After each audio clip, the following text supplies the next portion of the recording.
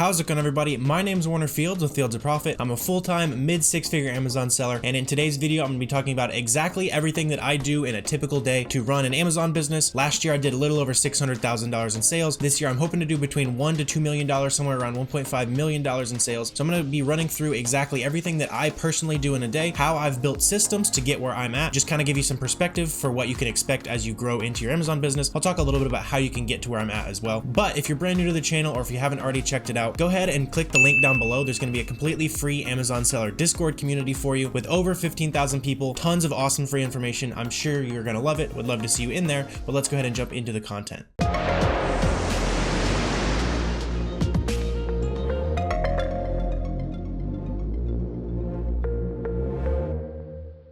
So before I break down the specifics, I just want to talk very briefly about everything that's involved in running an Amazon business. So at the very beginning of the process, you have sourcing, and then you're buying, and then you're prepping, and then you're shipping, and then you're doing back-end sourcing tasks. So there's kind of the categories that your tasks will break down into as far as your Amazon business. So what I've been able to do, what I've tried to do in my business, is pull myself out of the business as much as humanly possible, especially at scale. I would rather sacrifice profitability to pull myself out of the business. I would rather pay other people so that I can invest my time into things like making this video, spending time with friends and family. Like I'm not, I don't want to spend all day, every day working on my Amazon business. So I've been able to outsource a lot of those steps. So step one of the process is going to be sourcing products. I actually do basically none of my own sourcing unless there's a very specific coupon deal, site-wide clearance, that kind of thing. I might source it myself then, but I very rarely do my own sourcing now. That's all done by virtual assistants. So that brings me to step one of my day. This is kind of where I start my process as far as Amazon. A lot of this is going to be blurred just because it is very sensitive information, but the first thing I'm going to do every single day is look at the spreadsheet that my virtual assistants put together for the previous day. I've even got a manager who reviews the leads that they find. So by the time I look at the leads that my virtual assistants have found, the manager has already vetted these leads. So I have a giant spreadsheet of products where my virtual assistants have sourced overnight, my manager vetted those leads overnight, and then I wake up and there's a list of products that has been double vetted. So my original virtual assistant looked at it, decided it was a good product, and then my manager also looked at it and decided it was a good product. So 95 to 95+% of the time I'm looking at these products, it's going to be a great product. So that simplifies that process massively. Obviously, a lot of you guys are probably in a point where you're doing all of your sourcing. If that is the case, I would recommend getting a virtual assistant, but don't rush into it. I know a lot of people are, they'll become true beginners. They're like, all right, I'm ready to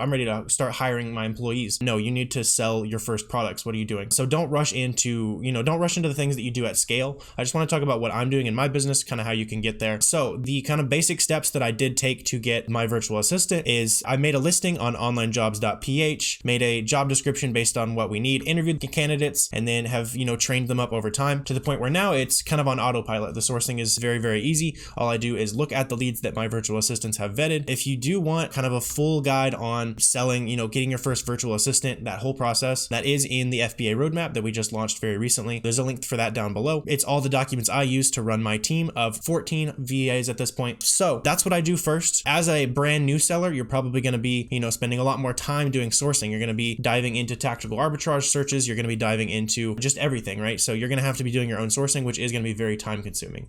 So by this point in my day, I've probably spent 15 to 20 minutes looking at the products that everyone found, deciding which ones I want to buy, and then I go ahead and run those purchases. This is basically the most time consuming part of my business, is swiping my credit card, right? So I'm going through all the leads that they found. I'm going to space out the orders that are on websites where, they cancel orders. If it's on sites like Walmart, I'll just run them all up at once. Walmart doesn't really care. So that's really what is the bulk of my time now. I'd say I spend about an hour or two doing that every single day. My personal daily spending goal is to spend $2,500. That gets me on track for where I want to be in my business. If you don't already have a daily spending goal, we talked about it in my most recent video. Go ahead and check that out if you want to learn how to set a daily spending goal, because it is a very important metric for growing your Amazon business in the long run. So at this point in my day, I have sourced products. I've sourced products. My virtual assistant sourced it for me. Then I've gone ahead and run those purchases. So now we're probably at, we'll call it 2 hours total, just to be very, very generous with the amount of time I'm actually spending on my Amazon business. And then from there, after I'm purchasing my items, I'll actually just go ahead and ship those off to my prep center. So after I've sourced the inventory, after I've bought the inventory, from there, the next step of the process is going to be receiving, prepping, and then shipping that stuff off to Amazon. In your business, if you're brand new, I would recommend doing that yourself, especially for the first couple months, because if you try to leverage things like employees or using prep centers, it's going to eat into your profits, limit your growth in the long run. And the capital that you start with with, it's very important. So if you think about it in like a compound interest sort of way, the money you start with, it's very important to maintain as much of that as possible early on in your business so you can grow it at the most rapid rate possible. If your goal as an Amazon seller is to kind of be a little more on the passive side, Amazon selling will never ever be passive. But if you want to be a little more on the passive side, you could go ahead and dip your toes into using a prep center, but I wouldn't recommend that if you're really wanting to really scale out Amazon, really build an empire. But if you're someone who's got a 9 to 5, you like your salary, you just want a little extra side income, jumping into the prep center right away could be a good option for you. Just weigh the, the pros and cons. But from there, I'm buying inventory, I give it to the spreadsheet. So if you're brand new to the concept of prep centers, there's a shared Google sheet usually, and I will put all the information about the items that I'm buying. I'll put the supplier, the buy cost, the date I bought it, the ASIN, how many I bought, the description of the item, a lot of information about the items so that when they receive that inventory, they're opening up the boxes, they're throwing away the cardboard. You're not just paying for the fact that they're putting a sticker on something. If you look at it that way, sure, it might be a ripoff. But if you look at it in a way where it's like scaling, I'm not having to open boxes, it's just a lot better in the long run to jump in with a prep center. So I send it to them, they're opening up all my boxes, everything like that for a base rate per unit. I put all that information in my spreadsheet and then we're good to go. Every now and then I will place an order with my prep center iLogistics, and then they will go ahead and send off the inventory. If they have any issues, they'll communicate that with me, say, hey, here's what we received. It's a little different from what we were supposed to get. Is this what you want to go ahead and send? And I'll either,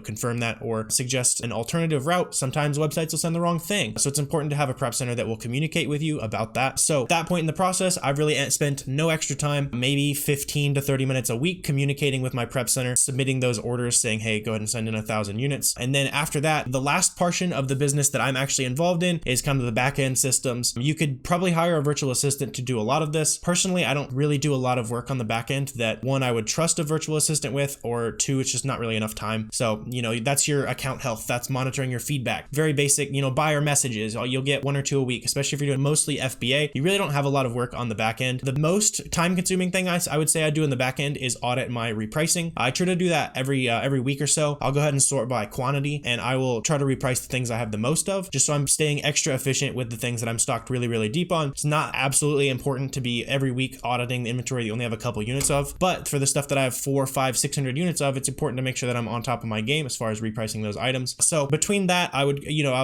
I'll generously say an extra 10 minutes a day doing repricing tasks. So you add that all up, and I'm probably realistically spending 2 to 2.5 hours a day with my online arbitrage business. That's just how I run things. I have it very, very automated, not passive at all. It definitely still needs my input. I'm working on some ways to pull myself out of the business, but my daily tasks are really not that bad at all. I know it probably sounds like a pretty nice setup, and it absolutely is a nice setup. But again, I do want to stress that if you are a true beginner, don't rush into stuff like this. Don't rush into virtual assistants when you're not ready to be a boss. Don't rush into prep centers when you're not ready to sacrifice that profitability. Make sure you're growing at your own pace. Don't compare to people who are years ahead of you. Just keep putting effort into your business. It absolutely will pay off. But in the long run, I just wanted to kind of show you what's possible, what I do in my personal business. So if you did get value out of this video, please feel free to hit that subscribe button down below. I would really appreciate that. If you have any questions or comments, anything like that, I'm always happy to answer those. Drop those down below as well. But I really appreciate you guys watching, and I will see you next time.